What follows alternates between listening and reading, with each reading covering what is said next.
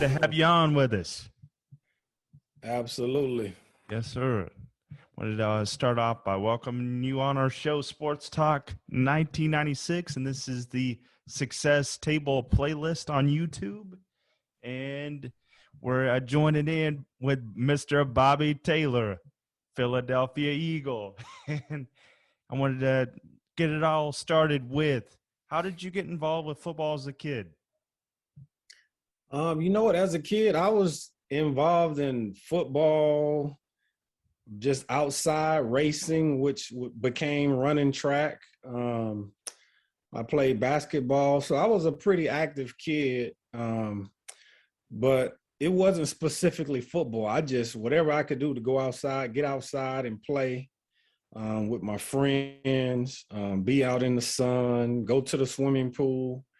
So it was a collective of probably a lot of different sports. Going to play kickball.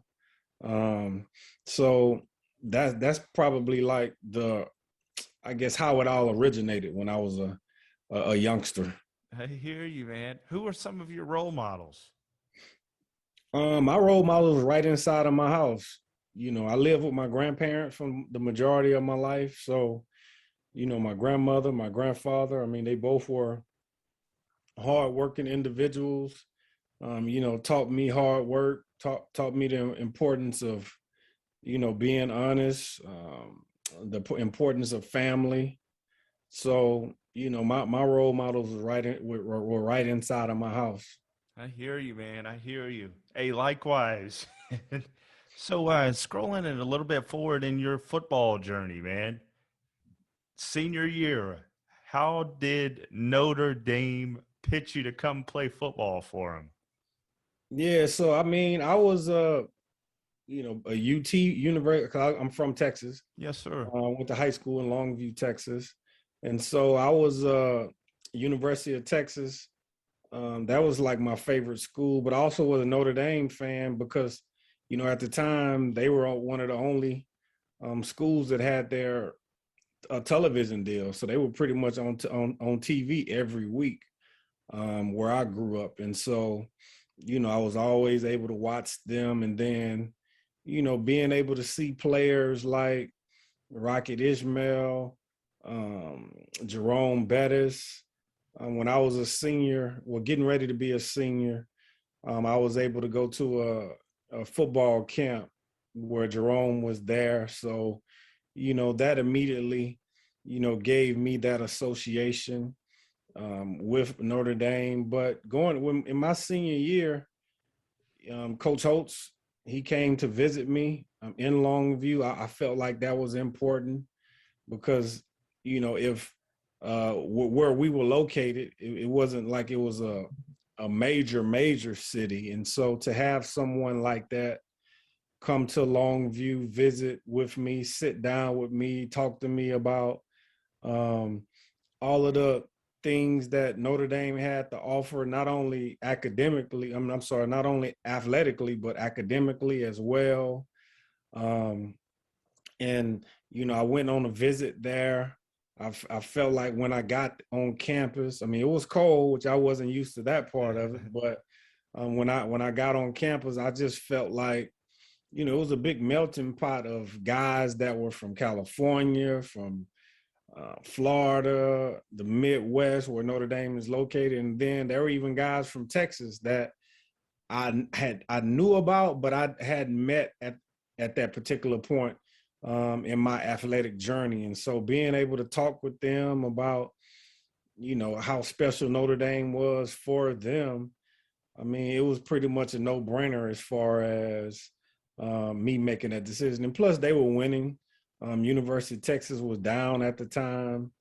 I think they had just fired their head coach mid-season, and so I felt like that was a little unstable. And actually, I decided not to even go visit UT at the time. I ended up visiting USC. I visited University of Miami. I visited Texas A&M, but ultimately, I made Notre Dame my choice. I hear you, man. Hey, their mascot's a killer too. The Fighting Irish.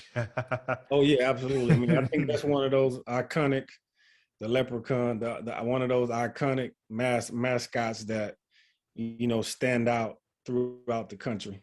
For sure. So, with your time with Notre Dame, what was your favorite moment on the field and off of it? Man, off the field, so many. I mean, because being there, we would have a lot of famous folks come and visit us. Actually, Regis Philbin, God bless him. I know he's passed away now, but he used to come there all the time. He actually attended the university, and I think some of his children as well went to school there. And so, he would come back. Coach Hope would have him talk to us before some of the game, before our pep rally. And so, I thought that was very cool. As far as off the field, on the field, man, I think probably, our game against Florida State, where they were number one at the time, and I think we were number two, and it was dubbed the game of the century. They had the Heisman Trophy winner, Charlie Ward. I mean, so many great players. Derek, they had, who was there? They had Warwick Dunn. They had just Derek Brooks on defense. Floyd was their fullback. It was a lot of pros on both sides, on their side and on our side as well. And that's one of those games where, I mean, everybody wanted to be there. Talking to our sports information director, they would tell us about requests that they had prior to the game. That was the first game that ESPN came on campus to do their college game day coverage. So, I mean, that probably was the one game that on the field that I probably remember the most. Yes, sir. So, scrolling in a little bit forward, senior year, going into the NFL draft, being a second round pick with the Eagles in 1995. Among those receivers that you had to go against in your rookie season, who was the toughest matchup for you? Easily Michael Irvin. I mean, we played the Cowboys. I think 3 times my rookie year, because twice because we were in the same division, but we ended up playing them in the playoffs as well. And luckily, during the regular season, we split. We went down there on Monday Night Football. They beat us. Then they came to Philly, and we beat them. I mean, then we played Detroit, the Lions, in the first round, and they had a lot of talented individuals.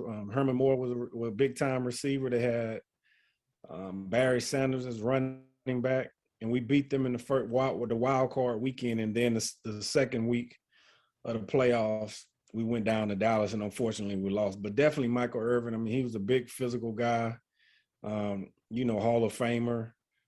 He made it difficult, and hopefully I tried to make it as just as difficult for him. But that was definitely one of the matchups that was the toughest, but I look forward to it every time that I got a chance to go out there and compete against him.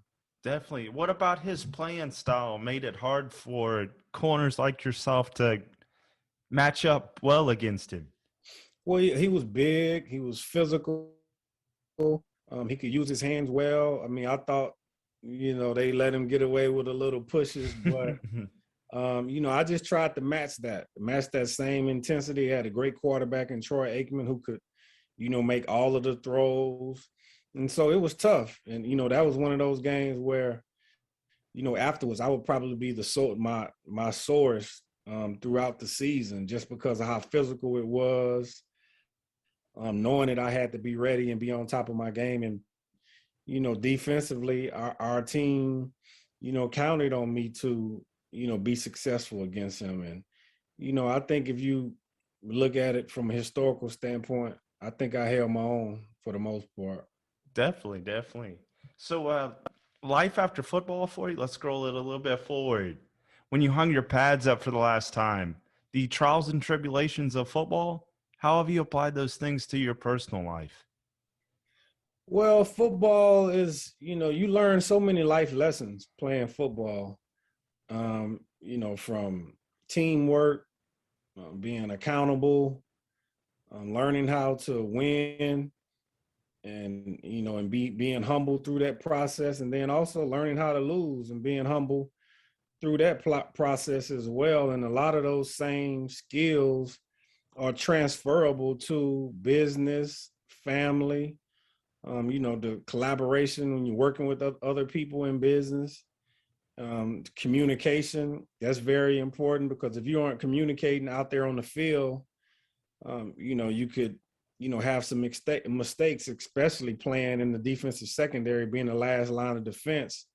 It's important to be on the same page as my fellow mates that are back there in the secondary. And when you aren't on the same page, the results can be a touchdown. And, it's the same way, whether it's your family, dealing with your kids, if you're in business, and just trying to apply all of those things. And I think playing football has been a great, I guess, precursor, so to speak, as far as life after playing football.